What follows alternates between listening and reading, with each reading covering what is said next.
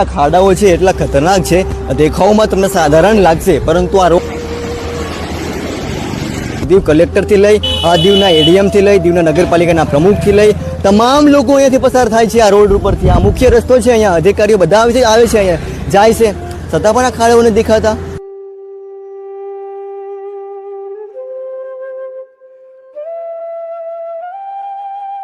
તમે તો four wheel ગાડીમાં એસી ચાલુ કરીને તમે જતા હોવ છો, તમને ખબર પણ નથી હોતી કે અહીંયા ખાડો છે, પરંતુ જે બાઇક ચાલક છે, જે સ્કૂટર ચાલક છે,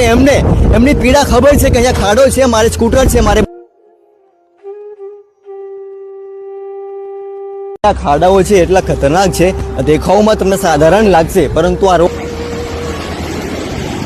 દીવ કલેક્ટરથી લઈ દીવના એડીએમથી લઈ દીવના નગરપાલિકાના પ્રમુખથી લઈ તમામ લોકો અહીંયાથી પસાર થાય છે આ રોડ ઉપરથી। આ મુખ્ય રસ્તો છે, અહીંયા અધિકારીઓ બધા આવે છે અહીંયા જાય છે, છતાં પણ આ ખાડાઓ નથી દેખાતા।